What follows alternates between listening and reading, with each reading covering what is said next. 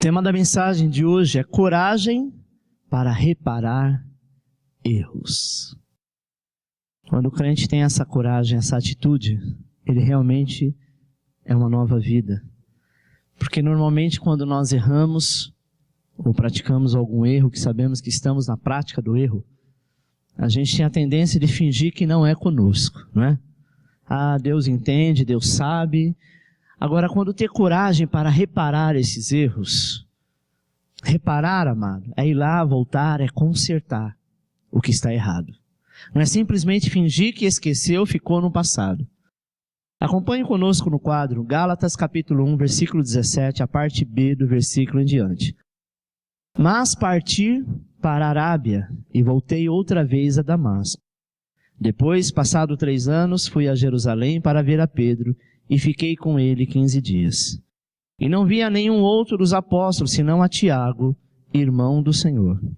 Ora, acerca do que vos escrevo, eis que diante de Deus testifico que não minto. Depois fui para as partes da Síria e da Cilícia. E não era conhecido de vista das igrejas da Judéia, que estavam em Cristo.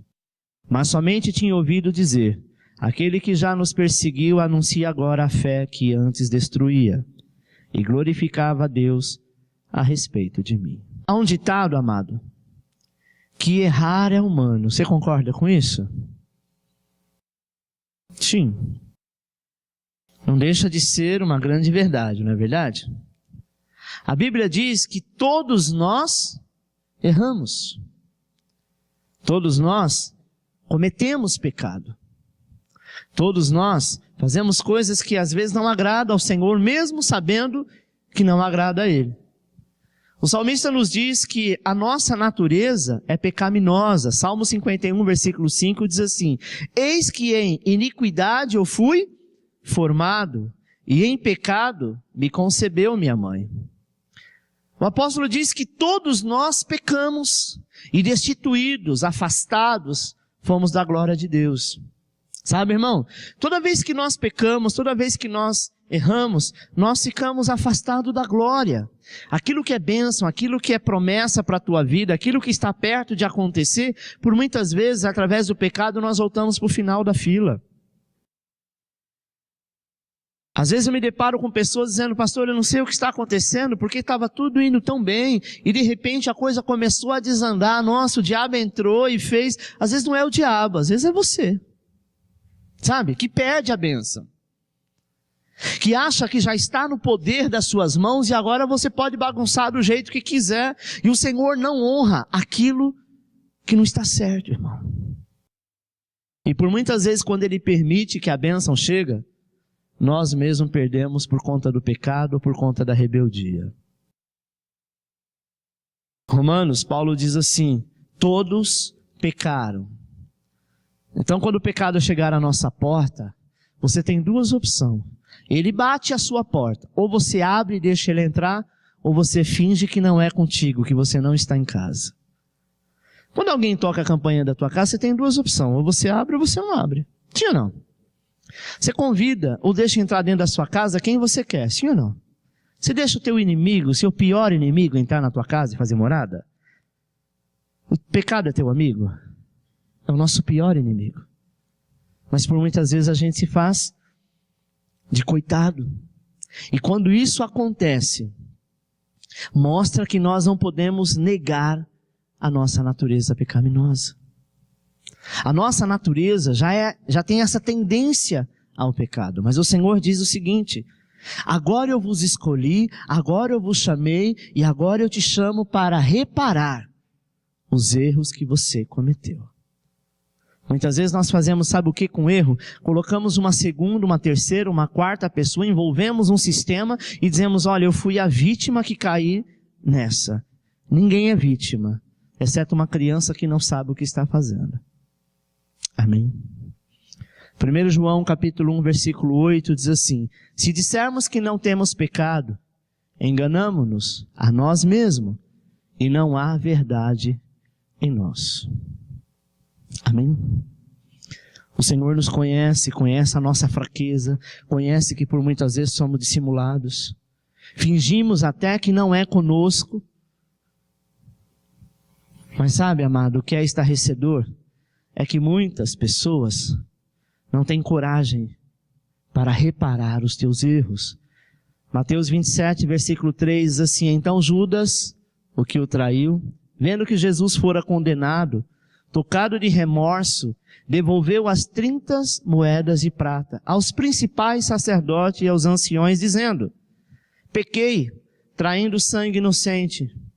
Eles, porém, responderam: que nos importa? Isso é contigo.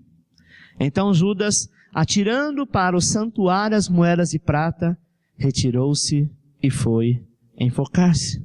Será que por algum momento o Espírito Santo não disse para Judas: Judas, não faz isso, porque com certeza você vai se prejudicar. Esses homens que dizem ser sacerdotes, eles são inimigos. Eles querem matar Jesus, e você, com essa atitude, com essa tua ambição, você está contribuindo para isso. Quando ele viu que Jesus foi realmente preso e que ele iria à morte, ele tentou consertar. Como que ele tentou consertar? Falando com aqueles que não deram ouvido a ele. Não adianta eu tentar, depois do pecado, tentar negociar com o diabo. Com o diabo não tem negócio. O diabo não dá perdão. O diabo não tem aliança. Aqueles homens disseram: o problema é seu, que você está com consciência pesada. Agora carregue isso para todo sempre. Judas pega aquelas moedas e lança sobre o templo, como se ele estivesse lançando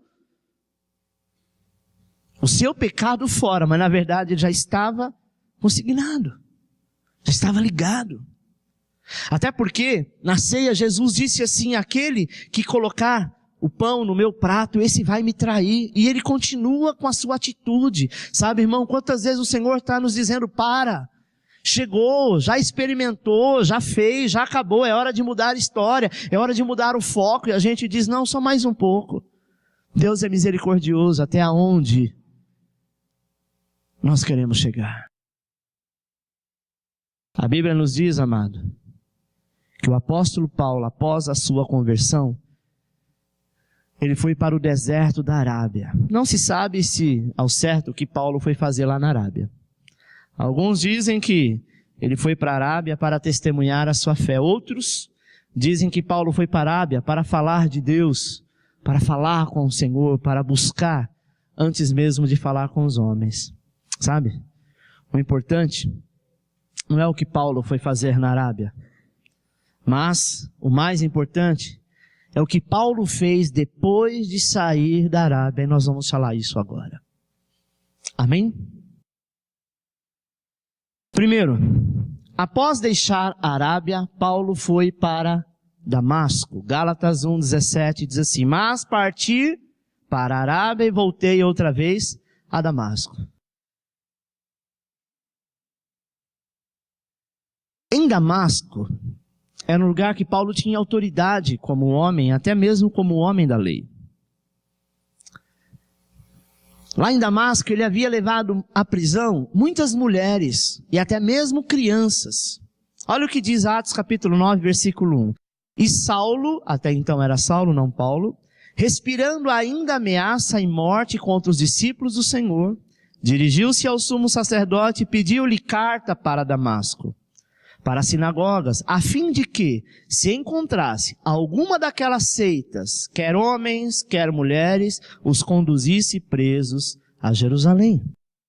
Ou seja, ele tinha uma carta do Sinédrio, ele tinha um aval do governo da época, sabe? Dizendo assim: ó, eu vou lá para Damasco, e se tiver alguém daquela seita de Jesus, da seita do Nazareno, adorando a este que se chama Deus, que acha que é Deus, eu vou mandar matar, e as mulheres e crianças eu vou levar preso para Jerusalém como escravo.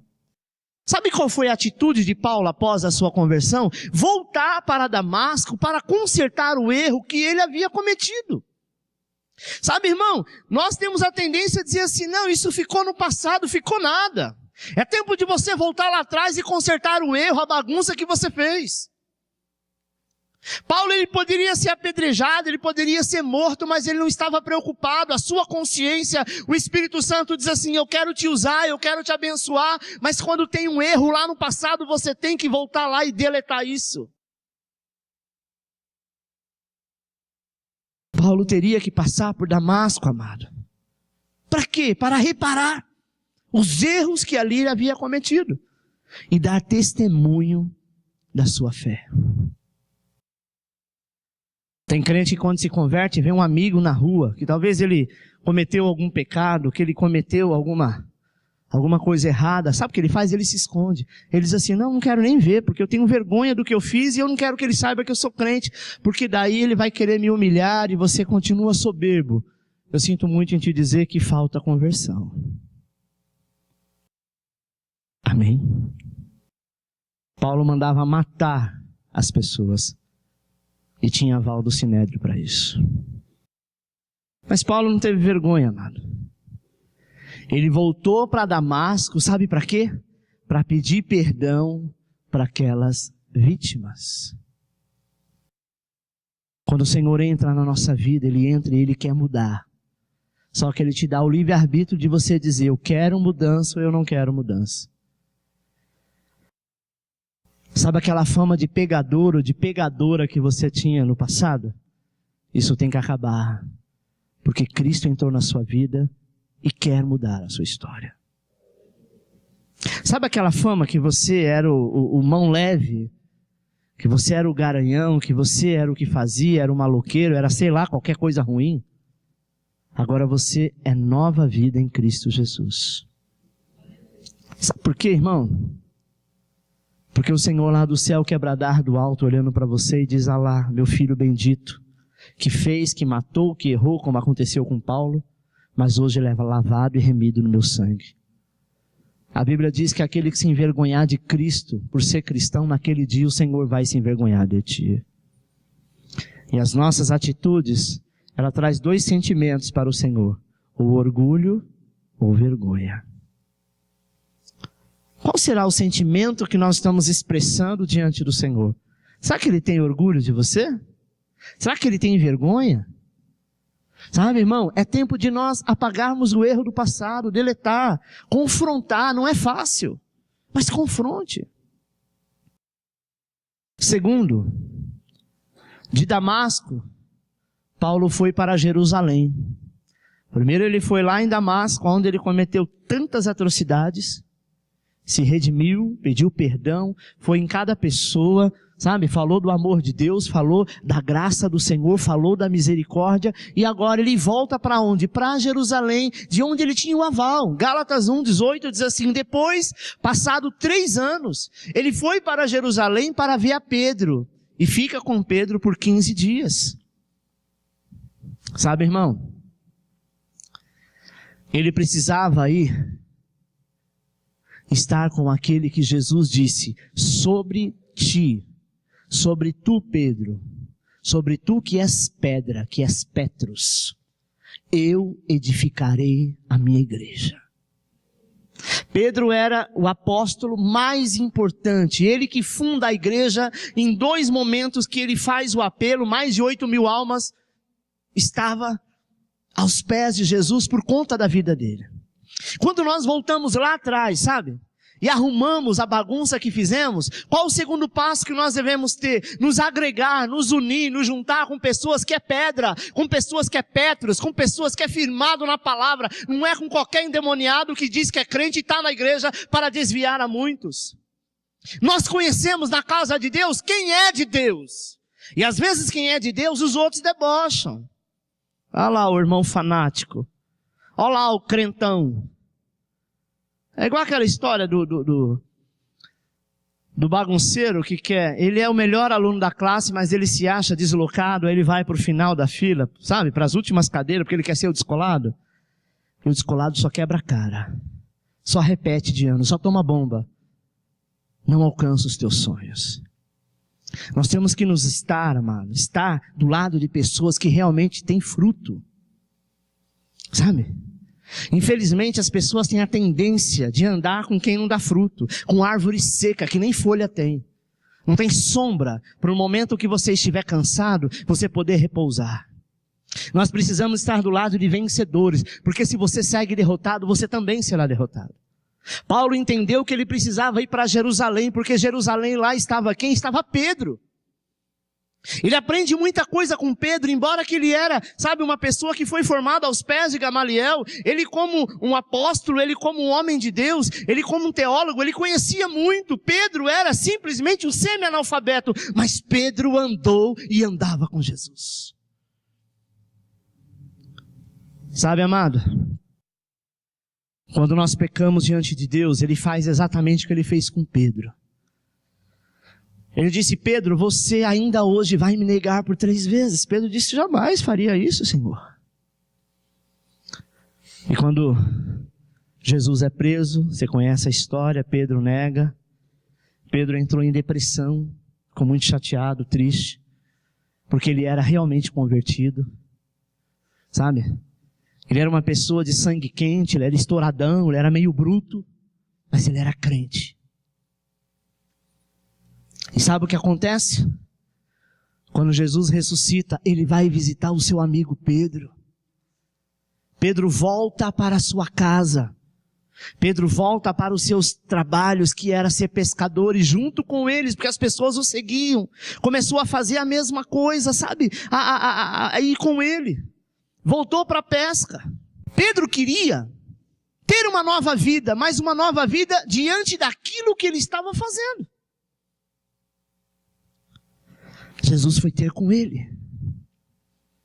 Primeiro fato que Jesus teve com Pedro, ele diz: lança a tua rede ao lado direito do barco. Passaram-se o tempo, 3 anos, Jesus ensinou muito, morreu, ressuscitou, e quando Pedro volta para as suas práticas do passado, mesmo Jesus não se esqueceu.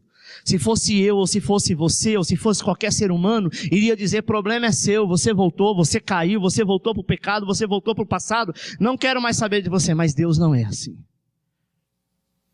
Ele vai atrás de Pedro. Ele não se identifica que era Cristo, mas ele volta a dizer: lança a tua rede ao lado direito. Sabe o que quer dizer isso, irmão? Ele volta a dizer o que ele disse a vida inteira para você: eu te amo, eu sou contigo, eu quero te abençoar, faça a coisa direito, porque se você fizer direito, a sua rede não vai faltar peixe. E Pedro então, quando ele lança a rede, e o barco então vem a pique de tanto peixe, Pedro lembra de quem é que ensinava ele a vida inteira e quem andou com ele muito tempo. Ele se joga na água e vai ter com Jesus. Quando ele chega lá, está lá o mestre. Uma fogueira acesa e um peixe assado, esperando o teu discípulo amado do coração. Todos os dias o Senhor tem uma fogueira acesa com maná, com peixe, com pão te esperando, meu irmão. Aquilo que você tem, aquilo que você é, não é a força do teu braço. Pedro era um ótimo profissional, talvez um dos melhores pescadores, mas se não fosse a graça do Senhor, ele não teria nada, porque o peixe era o teu sustento. E Jesus volta chamando ele: quem te sustenta sou eu. A Bíblia não fala em nenhum momento Jesus jogando a rede, uma varinha para pescar um peixe rápido, para quando Pedro chegasse, sabe, causar boa impressão. Às vezes a gente quer causar boa impressão para as pessoas. Seja você mesmo. Ande com quem é vitorioso, não ande com quem é derrotado. Você tem o poder de escolher com quem você anda. Tem um ditado que diz assim: me digas com quem tu andas, que eu te direis quem tu és. Isso é fato. Eu tenho o poder de escolher com quem eu vou andar. Eu tenho o poder de escolher a quem eu vou seguir. Eu tenho o poder de escolher quem anda comigo, quem entra na minha casa, quem, sabe, vai comungar comigo. Sim ou não? Nós temos o poder de escolha. Então escolha da maneira correta. Terceiro, de Jerusalém, Paulo foi à Síria e à Cilícia, onde ficava sua cidade natal, a cidade de Tarsis. Gálatas 1:21 diz assim: depois fui para as partes da Síria e da Cilícia. Ali, amada, a sua cidade natal, estavam os seus amigos de infância. Todos eles eram judeus. E Paulo, cristão. Imagine. Os seus amigos te conheceram na balada, te conheceram na zoeira, te conheceram nas drogas, te conheceram na prostituição, e você volta lá dizendo: olha, tudo bem? Ô, tudo bem, e aí? Foi para alguma balada hoje? Fui, para a balada de Cristo. Sabe? Sem ter vergonha, porque ele sabia que o passado dele precisava ter que corrigir alguns erros. Então vamos começar lá de trás.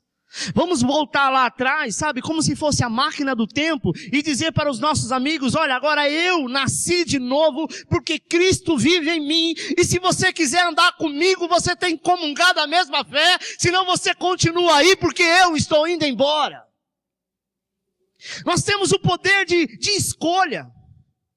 A Bíblia diz que nós não devemos lançar ninguém fora, mas eu também não posso andar de braço dado com esse, se esse não quer o Deus ao qual eu sirvo, ao qual me salvou, ao qual quer me levar para o céu, ao qual pagou um alto preço para que eu tenha vida e vida em abundância. É a mesma coisa, irmão. Se não gosta dos teus filhos, não gosta de você. Não se engane. Porque os teus filhos têm o teu DNA, ele pode ser o que for, mas é teu filho. Pode ser o que for, mas é a tua esposa, é o teu marido. Se não gosta da tua família, então não tem como estar com a porta aberta para entrar na tua casa. Amém? É a mesma coisa, se não gosta do teu produto, gosta do da concorrência. E com Cristo não tem concorrência. Ele é o Senhor. Paulo voltou a Tarso, amado. Sua cidade natal, porque ele precisava e ele queria acertar conta com o passado. Eu quero te dizer uma coisa, muitas coisas Deus vai estar fazendo na nossa vida. Aos que vão no encontro nesse final de semana, se prepare porque Deus vai falar muito contigo. Ele vai fazer você voltar lá no passado, apagar algumas situações e vai te trazer de volta para a casa dele de cabeça erguida. Envergonhado ficará o diabo. Sabe, meu irmão, nós precisamos reconhecer que infelizmente ainda tem contas com o passado que ainda não foram acertadas. 1 João 1,8 diz assim, se dissermos que não temos pecado, enganamo-nos a nós mesmos e não há verdade em nós. Nós precisamos pedir a Deus que nos conceda o mesmo entendimento que o apóstolo Paulo teve, sabe? Mesmo entendimento. Aquele entendimento que foi concedido a Paulo, Deus quer que você tenha, e Ele vai te dar isso, mas você vai precisar ter coragem para reparar esses teus erros. 1 João 1,9 diz assim, se confessarmos o nosso pecado, Ele é fiel e justo, para nos perdoar os pecados e para nos purificar de toda injustiça. Sabe, meu irmão, toda injustiça, Deus quer te libertar. Será que você foi injusto com alguém? Se foi, é tempo de mudança. Olhe para a pessoa que está do seu lado e diga para ela, tenha coragem para reparar os teus erros. Curva a sua cabeça, eu quero orar por você.